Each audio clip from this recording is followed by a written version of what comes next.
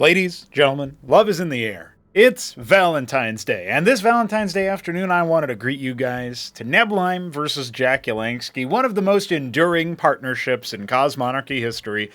Let's see what these two get up to on Serenity. So, indeed, the man who is not red, the Zerg player in the bottom left, he is our... Ooh, this is a tough one. Is this... It's not ultramarine, right? Ultramarine's a little bit dark, a little bit brighter than this, but that's the only color that comes to mind. Ultramarine Zerg? Zafra, there you go. I knew it wasn't that. He is in the bottom left. And Neblime in the top right is our green Protoss. This is, of course, Serenity, a map by BiddyB. We've got 3 matches on it. So we'll see how long this one ends up taking us for. Neblime rocking his Gateway First strat off of the Nexus. Pretty interesting and exciting things are afoot in Cosmonarchy for Valentine's Day, or maybe whenever I get around to fully finishing everything up. I think it'll most likely be Valentine's Day weekend. We will have some new Protoss units to play with, including the 3 new robotics units from the Unitary Union, a new Tier 3 production structure for the Protoss. So I am looking forward to seeing that one in action. It looks to me like jakulangski has bungled his build a little bit, but he's going for a pool before Larvosk. Neblime's Scribe Scout will see it. But yeah, there's a couple of other things that I'm actually working on as far as the design or balance adjustments go. There have been a lot more early aggro things happening ever since we reduced the mineral cost of the Fulcrum and the Stockade, and that has put Zerg into a weird spot in TVZ.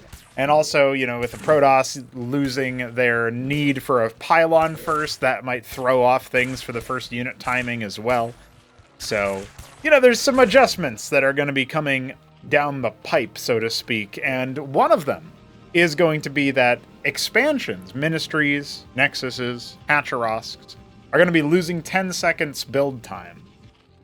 We'll see how that one actually takes shape, but I think that will make expanding a little bit more attractive. I don't know what it does for the math of efficiency, for timing, versus, you know, you consider the Larvosk versus the Hatcherosk. I think Hatcherosks are still not as good early on. Ooh, cheeky block by Neblime. We love to see that. Quasar out here. Not Zeth, so it might take a little bit of time to get rid of that pylon, but we will see. Gateway coming down back here. Oh, the pylon does finish. Neblime letting it finish there. But he is going to be out 75 minerals, not going to get his cancellation fee back. And it finishes just at a perfect time here for Jack to drop the hatch. So I guess it gives him a little bit of intel. You know, that could have been a fake from Jack in the first place, but Neblime knows. Anyway, I don't want to get lost in the sauce talking about future incoming changes, but that was a big one that I think is going to show up. And the only other real big thing that we're considering is whether or not to reduce the power of like the gateway off of the Nexus and stuff like that by maybe increasing the mineral cost or something like that. We'll come back to that one later. But right now, it is a 4-gate around Neblime's Nexus. He did this to Hamster in Acropolis 2, obviously minus the fact that it's on the Nexus, because back in the day, you couldn't do that. So he's going to come out here and poke, but there's already been a degen move from jakulangski. He's getting a little bit tricksy with his burrow, which I think is pretty cool as well. He's going to lose 1 Zeth for it, but starkly effective, quite efficient, I would say. And the Ecclesiasts aren't really going to be able to do too much here. So, it needs a lot more Zealots to break that, and even then you're talking about multiple circuits. And the fact that Jack took his Ovaleth, which is currently in the enemy base scouting out what's happening and seeing 4-gate, the epitome of Protoss strategy. And, you know, the Ovaleth is getting a good scout, but the fact that Jack actually carried over his Kagrant, dropped it, and then turned it into a circuit, that's pretty good. You know, Jack has been the progenitor of that strategy to begin with. And he is hemorrhaging some units unnecessarily here, but his Hydrath Den is almost up. Or no, it actually just goes down now. He is making a bunch of Zethar cores, and unfortunately he doesn't really have good coverage of the Drakodin poke from the right. If he builds the Kagrant down here, then he can theoretically defend it. Also, if he puts this Kagrant forward 1 hex, he could theoretically defend it a little bit easier. Now I'm gonna allow some units to kind of waypoint inward there. But I think this is about more than enough time to reinforce. You know, the Zets are going to come out and frustrate this. The Kagrant obviously going to be turned back into a circuit. By the way, if you don't cancel it before it finishes, you won't get your worker back. That is a little bit of an interesting feature there. So, you know, we have this Droleth regression from structures now. And, yeah, Well, okay, one Dracodon does fall. A second one popping there. A little bit unfortunate for Neblime's control. His rally's still not yet corrected. And that's going to be potentially another one. He does end up microing it away, but it loses a lot of health. So backup Kagrant turning into his Circuit to prevent run-bys. I like it. 5 Hydras in production. We definitely want to see a bit more of those, but he's holding just fine right now, Jack is. What's the response behind this? Still 4-gate, massive unit production. Nexus only now coming down for Neblime. Admittedly, all of the static defense structures mean that Jack hasn't actually made too many workers at that extra base. Neblime still has an eco advantage as of right now. So we'll see if that ever ends up changing, but the Hydras are going to try to muscle out the Drax. They will be able to pounce on them. And yeah, if you're in Neblime's shoes, you can continue poking and using shielding. It's probably within your, well within your remit to do so. You might even secure a Hydra. Oh, the Burrow is pretty good bait, though. Another one going down. Zethricore is trading out a little bit as well. The Protoss army is growing, but a lot of these Dracodons are pretty battered from that attack, so I can't confirm whether or not Neblime will continue his saga. Only now starting to mine from his natural is Jack. He is also doing a Ridge Cap. We love to see the Ridge Cap. Actually got a custom sound effect for that guy coming in pretty soon for a unit response. Over here we have a Matrix and the Nexus. Really nothing going on as far as tech development is concerned for Neblime. Still rocking up. He is adding... Oh, I say that. He's adding another gateway, so I guess that's something. And yeah, he's just going to keep sticking to it at Tier 1. These games are played on the 9th of February, so, we're a few days back. A few days time traveling backwards, but immediate Ridge Cap on the natural as well for Jack, now that he's actually mining from it. Does have a couple of extra Larvosks, or Larvosks in the making. And the Vornath on the way as well for Mr. Jakulangski. We'll see what he wants to do with that. The Ovalith comes in and will scout the embassy as well as 2 more gateway adds. And of course the Matrix, so he'll kind of understand what's up. As a Zerg player, the Matrix is still an attractive target if it's just one of them, if you're going something like Nathracores. Khazitra Cesian on the way for Jakulangski, also getting his ski back. So this looks to me like it's back to Vorv. I'm thinking that's what's going to happen here. He's going to try to muscle out and secure a 3rd base. His army significantly inferior to that of his opponents. We'll see if Neblime makes good on that and actually claims the map control that he is essentially guaranteed. But as of right now, he is going to come in here and kill this Ovalith. Jakulangski not responding to the minimap movements there. And when you catch somebody slipping like that, Neblime is not going to let you know that he is attacking, he's threatening your Ovalith. He's going to do it sort of sneaky-like and just walk underneath it. And if you don't respond to that minimap, or you don't have the minimap awareness, it's not like, this isn't like Command & Conquer or whatever, where it's like, enemy unit sighted as an alert. No, you got to actually pay attention. So definitely an option there. Okay, so the ground army is aware of this run-by. This might pique Jakulangski. Neblime might actually see what's happening here and try to engage on it. And this Hydra Force is nothing.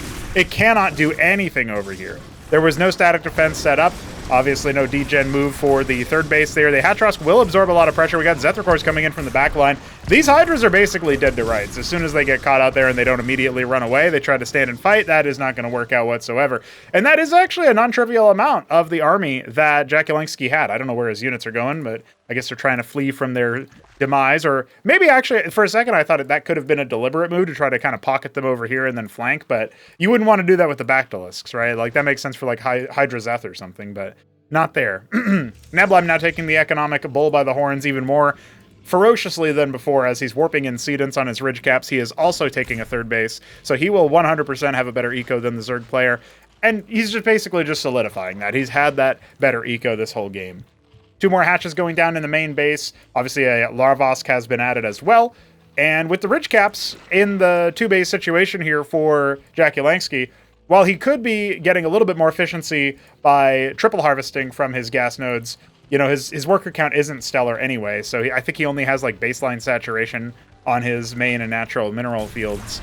So he's going to push out a little bit, but his army needs to be at least 2x in order to compete with this gateway throng that Neblime is assembling. Artisans are coming out as well for our resident 2nd placer at Acropolis number 2. A couple of Ecclesias going down are going to allow the rest of the units to hightail. A little bit of a poor engagement here, or lack of engagement, really. As more Zerg units are coming out, it feels like maybe Jakulangski's bought himself enough of a respect from his opponent to put down that hatch. Witness at the front line is going to see the Khaz'it has been made. Definitely don't want to be fighting against that without the ability to just walk past the static defense and snipe down the Khaz'it specifically. We'll see if that ends up being a factor or not. Triple Matrix to add to the one that's already there, as well as a pylon. I like the pylon there. I guess this is probably only powering that one Warden, maybe not even that. I wonder if that was just instinct, because by this point, Neblime hasn't immediately adapted to that. He does have a couple of artisans waiting to be waypointed onto those ridges. Obviously, they can't warp in structures, so if you want to be dropping a Sedent over here, you're going to need to transport them with like a scribe with an envoy or something. But, you know, it's not entirely without precedent. Nexus coming up very, very far down. I would actually say, like, normally your next base would probably be here or maybe in the corner. To do so at the 3 o'clock position from the top spawn feels a little bit ballsy. But hey, it looks like we're going to be getting into that multi-base game. I think I had a game like this against Shopkeeper Dog, where I was playing this from the Zerg POV. And I kept distracting him with an inferior army, but eventually he did assemble the Goliath force, and the Goliath force was too powerful. Now, that being said, backed Vorv is indeed the composition here, with plenty of Hydra sprinkled in for good DPS. We got to get some more of these frontliners in for Jack. He is going to threaten this position, but he is not flanking anywhere. So if the Ecclesiast line holds, which I'm not confident that it will, I mean, the Bactylisks are getting jumped on top of. This is potentially quite a problem for Jack. He needs to cycle back a little bit. The Ecclesiast basically frontlining and using the fact that when they fall, they move faster courtesy of their death passive to get closed distance on to the Bactylisks. It felt like maybe we needed some kind of crowd control for the Zealots. They were staying alive for so long, but now with the Hydralisk reinforcements, I think this is a pretty bad forward step. If Neblime were to overstay in that situation, he could actually just outright lose this base. But now he falls back, the engram finishes up, and that will be a cost-inefficient trade for Jack as he tries to break up the front ramp here, especially with the Matrixes adding in there. He is going to basically collapse the front that Neblime was trying to put it down on the low ground, and more units are swinging in. Remember, engrams are surprisingly not so good versus Zethrakors if they're piloted a little bit more adequately. Committal comes in, and Neblime, he is going to be able to hold this position because Jack steps a little bit too close to the sun there, gets clipped on the way out. That being said, there's still a decent amount of Zerg. He has great saturation at the third base. Definitely wants to go to the bottom right or maybe that high ground area, but there are a pair of Draconans guarding those bases, so not exactly going to be happening here. Fourth base not yet saturated for Neblime. That's one thing that's stopping this from being an economic slam dunk in favor of Neblime despite the worker lead. Obviously, he does have a better economy, but it's not overbearing to an extreme degree, and the Iral Iris is halfway done. We saw a Stargate being made earlier. He's jumping straight to Argosy. He's only got, what, 2 Gladiuses, one of which just finished, so needs to finish up off the dome there. And while those Hydras are maybe distracting Neblime's APM, a big engagement comes in once again at the fourth base. Is Neblime going to regret taking this as his position? None of those Vorvikors are on the engram, so it is shelling out a colossal amount of damage right now, and no real DPS assist onto any of the backline there as the Zeth and the Vorvs try to do their best, but that's not going to be enough, especially with the Bactylisks not really being able to benefit from that armor rend since they were busy attacking the Zealots that had no frontline support from Jakulangski's army. So great situation there for Neblime. His Draconans kill the Hydras at the same time. He is a menace with the multitasking, and the Zets are now going to get chewed up by the Zealots and the engram combined. More reinforcements coming in. It's pure Zealot. It's against pure Vorv for the reinforcement here. A couple Hydras coming in could swing the battle in either way. We'll see what Jakulangski's target fire is like because the Gladiuses are getting toasted. Not quite enough to kill both of them. The Scribes are going to be sent in to see if they can buy a little bit more time. There are no other combats happening on the map as we speak, and the Hydras are slowly but surely trying to break through. Now, will they be able to is the question. More of them coming up in. The rallies are continuing for both players. The Matraval Nest about to finish for Jakulangski on the back, but it doesn't look like, despite killing the engram, it just gets dropped down immediately afterwards, and more Matrixes being put down as well. I don't think it's going to be broken. That being said, there's only 4 Zealots there for Neblime. He actually kills the Hatrosk outright because there were no units pinched off to deal with these 2 Draconans. Insane value from them. Now he's going to go ahead and kill some of these structures that are blocking his rallies, and in doing so, he's going to drop some lattices. So, you know, his Synthetic Synod, double Synthetic Synod, that's going to be pretty significant there. He can get some Empresses or Demiurges, even a Clarion out there. That's definitely going to be something we see more of in the future. And, okay, he's got double engram. He's got his quintuple Matrix, and his first Empyrean of the game has also arrived. Look at that, he's having to kill a second gateway just to get out. It's a little bit unfortunate for the man. So now with the Matroleths involved, Ensnare is going to be more luxurious there for our Zerg player. The Nathicors are just going to stick to your Draken, and you can't really kite them, so he's hoping to just draw them into the defenses here at the third base. Pretty savvy play there from Neblime, recognizing he can't just kill him, and it looks like the Nats are recovered. So that is going to allow the counter base to the 3 o'clock, right? The 9 o'clock to be taken. Now, an engagement is going to be attempted over here. We are going to see those Brood Spawn come out, but there's already a Demiurge to try to slowly turn them in favor of our Protoss player. A Clarion is in production. Yeah, we've got triple Matroleth out. Those can be very, very good with the Vilgaleths, but I don't know. I don't know if it's going to be enough in this situation. Only now sending a waypoint of Droleth down to the bottom right.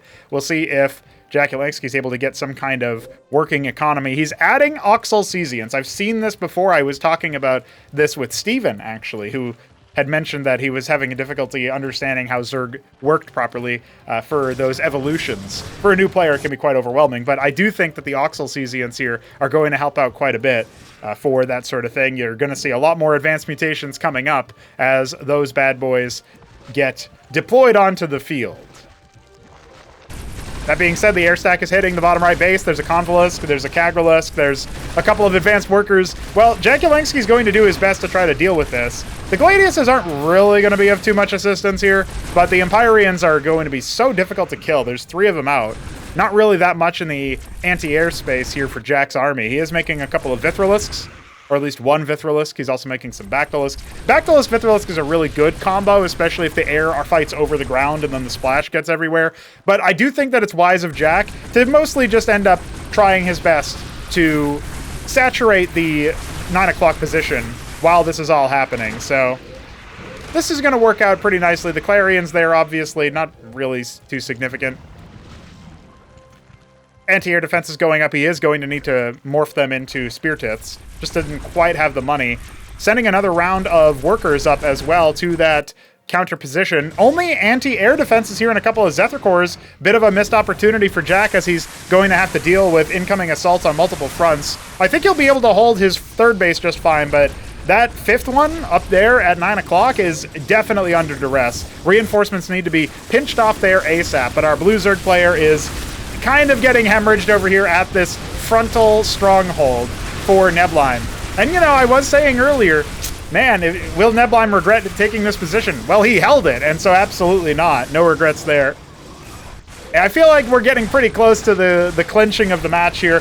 jakulangski is faltering on a few fronts. Those ground units evade the third base and just move to the bottom right instead, where there's, again, no anti-surface defense. It's all anti-air. Meanwhile, the air units have filtered over to where there's only circuits, barring this one spray, and this base is essentially toast. I don't think that those Zethicors are going to be able to save it. I could be wrong. We'll keep it selected. Maybe it will indeed stay alive, but it would be the only victory on any front as the main army of Neblime crushes the third base, and the bottom right is overwhelmed in the meanwhile. We've got reinforcements trickling on in, but Neblime doesn't even really need to focus his attention on this one right now.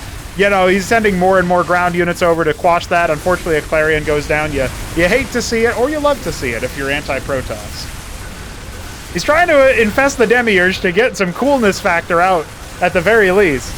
I don't know that it's really going to be too significant there, but there you go. He's infested the Demiurge. Yeah, that's a very profane machine, but yeah, let's just say we got our thumbnail out of it, and that's pretty much all she wrote. He gets the cool moment, but jakulangski, it doesn't look like he can make it across the map. Top left has been taken. It's sitting very pretty right now. There's so many artisans over in the top right, and oh, look at that. He's even taking bottom right as another base. GG has to be called. And Neblime, I mean, he's had the jakulangski's number in a lot of these games. He must have a crazy, like, 80% win rate or maybe even more overall. But, hey, it's good practice. It's good training for Jack if he wants to keep on trying these wacky new strats.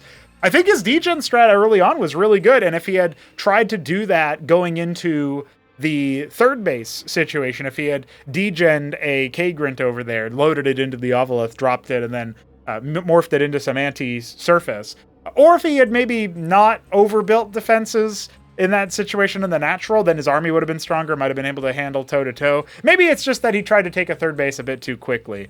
Either way, there's still more to come. So join us for more slightly less Love in the Air casts tomorrow. And we'll be back at you with more in this series, because the world needs Neblime versus Jakulangski in Cosmonarchy.